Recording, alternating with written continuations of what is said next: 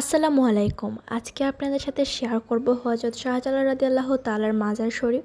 তো আমি প্রথমে একটু ইতিহাসটা বলে নিতে চাচ্ছি। যারা জানেন তারা তো জানেন, যারা জানেন না আমার এই ভিডিওটা তাদের জন্য।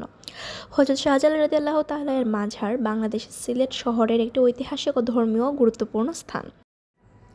ওনার পূর্ণ নাম ছিল হজরত শাহজালাল ইয়ামেনী রাদিয়াল্লাহু তাআলা এবং তিনি ছিলেন একজন বিশিষ্ট সুফি সাধক ও ইসলাম প্রচারক।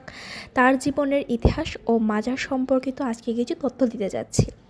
হযরত শাহজালাল রাদিয়াল্লাহু তাআলা আরবের ইয়েমেন অঞ্চলে জন্মগ্রহণ করেন আনুমানিক ১৩তম শতকে। তিনি ছিলেন হযরত মুহাম্মদ সাল্লাল্লাহু আলাইহি ওয়াসাল্লামের বংশধর। তিনি ধর্মীয় শিক্ষা লাভ করেন এবং পরে ইসলাম প্রচারের উদ্দেশ্যে যাত্রা করেন। সিলেটে আগমনটা বলছি। ইতিহাসে বলা হয় ১৩০৩ সালে তিনি তার ৩৬০ জন অনুসারী নিয়ে তিনি সিলেটে আগমন করেন। তখন মুসলমানদের উপর অনেক অত্যাচার করা হচ্ছিল। শাহজালাল রাদিয়াল্লাহু তাআলা এই অবস্থার অবসান ঘটাতে এবং মুসলিম সেনাদের সহযোগিতা করে রাজাকে পরাজিত করেন।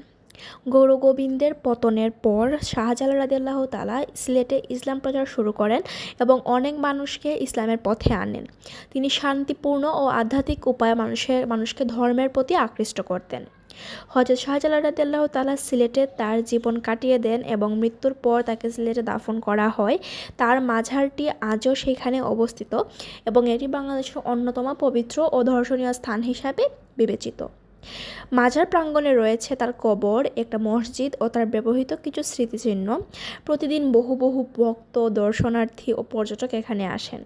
তার নাম অনুসারে সিলেটের বিমানবন্দর ও বিশ্ববিদ্যালয়ের নামও করা হয়েছে, যেমন শাহজালাল আন্তর্জাতিক বিমানবন্দর, শাহজালাল বিজ্ঞান ও প্রযুক্তি বিশ্ববিদ্যালয়। তো আজকের আমি যতটুকু চেষ্টা করেছি আমি আপনাদের সাথে এই ইতিহাসটা তুলে ধরেছি। যদি আমার কোথাও কোনো ভুল হয়ে থাকে আপনারা প্লিজ ক্ষমা সুন্দর দৃষ্টিতে দেখবেন। এবং এটা তো অনেক আগের কাহিনী, তো অনেক কিছু ভুল আমি বলতে পারি। যদি ভুল বলে থাকি আপনারা প্লিজ ক্ষমা সুন্দর দৃষ্টিতে দেখবেন এবং যদি মনে হয় যে আমি ভুল করেছি আপনারা প্লিজ সঠিক কথাটা লিখে দিবেন যদি আপনি জানেন। তো এটাই আপনাদের সাথে বলার ছিল। আর অনেক দিন পর মাঝারে গিয়েছিলাম, আমার দেখতেও ভীষণ ভালো লাগতেছিল আর এই জায়গাটা তো অনেক বেশি সুন্দর ছিল। আর এইটা পুকুর পাড়ে এখানে বড় বড় গজার মাছ আছে। তো গজার মাছগুলো এখানে অনেক বড় বড় সাইজের আছে আর কি। তো পুকুর পাড়ের সাইডেও অনেকগুলো তাল গাছ আছে, এটা দেখতেও খুবই বেশি সুন্দর লাগতেছিল। তাল গাছ অথবা খেজুর গাছ কিছু একটা হবে।